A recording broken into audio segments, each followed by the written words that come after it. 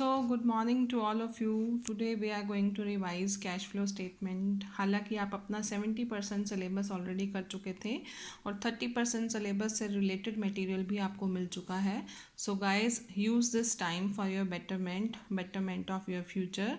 आज सुबह मैंने आपको कुछ कोर्सेज की लिस्ट भी भेजी है जिसके लिए आप प्रिपेयर कर सकते हैं for the future, but as well आपको अपने एफर्ट्स करने पड़ेंगे. तो आज हम रिवाइज करने वाले हैं कैश फ्लो स्टेटमेंट. तो कैश फ्लो स्टेटमेंट में हमारे पास 3 तरह की एक्टिविटीज़ हैं.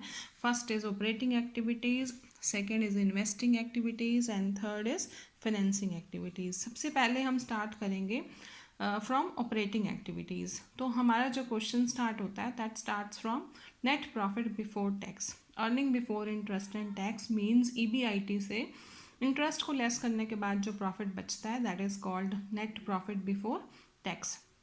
तो हमें नेट प्रॉफिट बिफोर टैक्स ले लेना है और हमने ऐड कर देनी है वो सारी आइटम जो नॉन कैश और नॉन ऑपरेटिंग हैं, such as the most important is depreciation. Depreciation आप जानते हैं नॉन ऑपरेटिंग तो नहीं है but it is non cash expense, इसमें कैश का आउटफ्लो नहीं होता.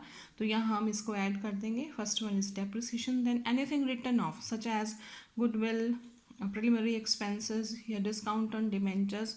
अगर हमने इनमें से किसी को भी राइट ऑफ किया है तो वो भी वापस ऐड कर दिया जाएगा. Then we add back loss on sale of fixed asset, क्योंकि ये हमारा नॉन ऑपरेटिंग एक्सपेंस है. यहाँ हमने किसी भी फिक्स्ड एसेट को बेचा और हमें लॉस हो गया तो that means that is not related with operating activities. उसके बाद हम लेस करते हैं opposite, that means non cash and non operating incomes such as profit on sale of fixed asset. जैसे कि loss on sale of fixed asset को आप add करते हैं वैसे ही profit on sale of fixed asset को आप लेस कर देते हैं. एज वेल एज अगर आपको कहीं से इंटरेस्ट मिला है, डिबेंचर्स आपने खरीदे हुए हैं या कोई सिक्योरिटी खरीदी हुई है या फिर आपने कोई शेयर्स खरीदे हुए हैं और उस पर आपको डिविडेंड मिला है तो उसको भी हम लेस कर देंगे, क्योंकि ये हमारी नॉन ऑपरेटिंग इनकम्स हैं. इनको हम इन्वेस्टिंग डिसीजंस में लेकर जाएंगे. उसके बाद जो आपको मिलेगा that is operating profit before working capital changes. अब हम वर्किंग कैपिटल चेंजेस करेंगे. जैसा कि आप जानते हैं वर्किंग कैपिटल के अंदर हम करंट एसेट्स और करंट लायबिलिटीज़ को इंक्लूड करते हैं.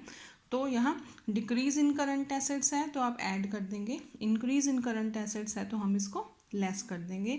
और करंट लायबिलिटीज़ में जस्ट अपोजिट, यानी कि इंक्रीज इन करंट लायबिलिटीज़ है तो वो ऐड हो जाएगा और डिक्रीज इन करंट लायबिलिटीज़ है तो हम उसको लेस कर देंगे. इसके बाद लास्ट आइटम जो हमारी होती है that is tax paid for this year. इस साल के लिए हमने जो टैक्स पे किया हम उसको लेस कर देते हैं and then we get a means cash flow from operating activities. Second है हमारा इन्वेस्टिंग एक्टिविटीज़, यानी कि वो सारी एक्टिविटीज़ जो पैसा इन्वेस्ट करने से रिलेट करते हैं, हमारे इन्वेस्टिंग डिसीजन से कंसर्न्ड हैं. यहाँ हम बेसिकली 2 चीज़ों को लेते हैं, fixed assets and long term investments. अगर आपने कोई भी फिक्स्ड एसेट या इन्वेस्टमेंट परचेज किया है तो कैश का आउटफ्लो होगा तो हम इसको डिडक्ट कर देंगे, लेस कर देंगे. ऐसे ही अगर आपने कोई फिक्स्ड एसेट या इन्वेस्टमेंट बेची है तो कैश का इनफ्लो हो जाएगा और हम उसको ऐड कर देंगे. एज सच अगर आपको किसी भी इन्वेस्टमेंट के ऊपर डिविडेंड मिला है या इंटरेस्ट मिला है तो वो भी ऐड कर दिया जाएगा. And then you get B that is called cash flow from investing activities. और थर्ड जो हमारा है that is financing activities. Financing activities में हम अपने फाइनेंसिंग डिसीजन से जुड़े सभी चीज़ों को शामिल करते हैं, जैसे कि शेयर्स, डिबेंचर्स या लोन.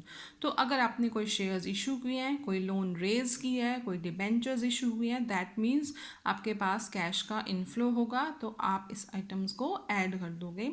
और अपोजिट अगर आपने कोई शेयर्स रिडीम किए हैं, डिबेंचर्स रिडीम किए हैं या किसी लोन की पेमेंट की है तो कैश क्या हो जाएगा, कम हो जाएगा, क्योंकि आपने पेमेंट कर दी. तो इसको हम क्या कर देंगे, लेस. एज वेल अगर आपने शेयर्स पर डिविडेंड पे किया है, डिबेंचर या लोन पर इंटरेस्ट पे किया है तो वो भी कैश का आउटफ्लो होगा तो उसको भी हम क्या कर देंगे, लेस कर देंगे. नाउ ये सारा कुछ करने के बाद आपको क्या मिलेगा, यू गेट सी. अब हमारे पास A that means cash flow from operating activities, B that means cash flow from investing activities and C that means cash flow from financing activities आ जाता है. और लास्ट में हमने क्या करना है, A plus B plus C that means overall जो हमें कैश जनरेट हुआ तीनों आइटम से, operating, investing as well as financing से।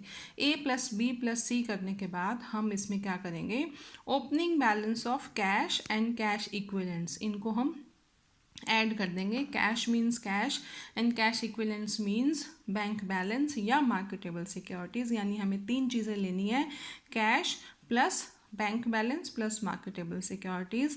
तो जो हमारा आंसर आएगा that should match with the closing balance of cash, bank and marketable securities. मेरे ख्याल से यहाँ तक आपको पूरा कैश फ्लो स्टेटमेंट का परफॉर्मा क्लियर हो गया होगा। इसके अलावा इसमें हम जो चीज़ करते हैं बेसिकली हमें जिसकी ज़रूरत पड़ती है वो क्या है, फर्स्ट वन इज़ हमें टैक्स से रिलेटेड कैलकुलेशन करनी पड़ती है कि टैक्स जो है इस साल के लिए कितना पे किया गया, प्रोविज़न कितनी थी, और उससे जुड़ा हमें अकाउंट बनाने की ज़रूरत पड़ सकती है। या हमने कोई फिक्स्ड एसेट खरीदी है या बेची है, फिक्स्ड एसेट, तो हम उससे जुड़ा अकाउंट भी बना सकते हैं और जान सकते हैं कि डेप्रिसिएशन कितना रहा या हमने कितना बेचा और कितना खरीदा।